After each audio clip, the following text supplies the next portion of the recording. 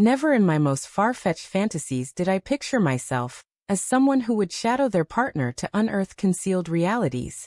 Yet, Laura's recent string of late nights at work sparked a disquiet I couldn't dismiss. Over the past few weeks, she had become distant, evading my eyes during our talks, brushing off my efforts to connect, and clutching her phone as if it guarded state secrets. At first, I tried to quell my doubts, persuading myself I was overanalyzing her behavior. After all, a marriage enduring 12 years couldn't just collapse out of nowhere, could it? But a relentless intuition ate at me, demanding attention.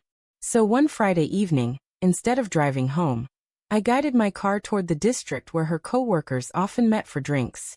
As I had feared, her car was parked outside a dimly lit pub. My pulse raced, each breath heavier as I stepped out of my vehicle. I told myself I could be wrong. Maybe she was just catching up with colleagues, and I was about to embarrass myself. Yet, deep inside, I felt a crack in my heart had already taken shape before I even pushed through the tavern's door. The instant I stepped inside, I spotted her. She wasn't surrounded by office mates, nor did she look worn out from a grueling day. Instead, she sat across from an unfamiliar man, her laughter echoing in a way I hadn't heard in ages. Her hand rested gently on his arm, her smile radiant and tender, much like the one she used to save for me in the early days of our love. My legs grew heavy, my throat dry, but I forced myself to stay, observing just long enough to be certain there was no error.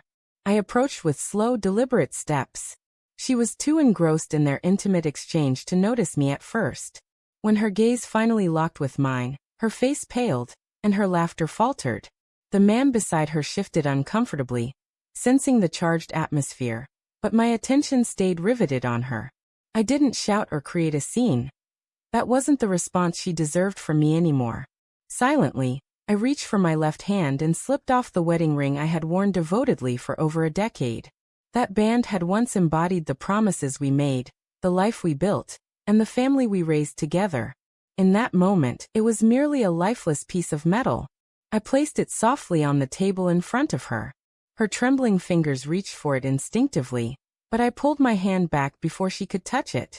The silence that enveloped us was deafening, as if the bar's background noise had dissolved.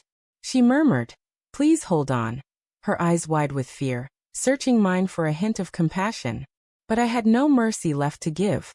For 12 years I had poured my soul into her, and she chose to share her warmth, her touch, and her affection with someone else. I glanced at the man beside her. He looked away, clearly embarrassed, but I had no desire to confront him. He wasn't the one who had vowed to share his life with me, she was. Standing there, I realized I wasn't just walking away from her.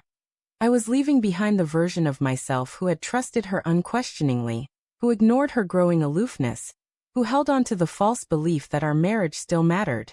That man disappeared the moment I saw her with him. What remained was someone determined, someone who knew his value beyond being a secondary option in his own relationship. Her voice cracked as she called out my name, as if it were the only word she could muster. But I stood firm, unshaken. I didn't hesitate. I turned and walked toward the door, leaving her and her companion amid the ruins of the life she had shattered. My silence spoke louder than any words could. As I stepped into the cool night air, a deep sense of peace washed over me. For the first time in months, I felt free from confusion or self-doubt, no longer grasping at empty hopes. I was released. The burden of her betrayal had been replaced by a clear grasp of my truth. Though the road ahead would be lonely, it was mine to walk. And unlike her, I would never betray my own heart.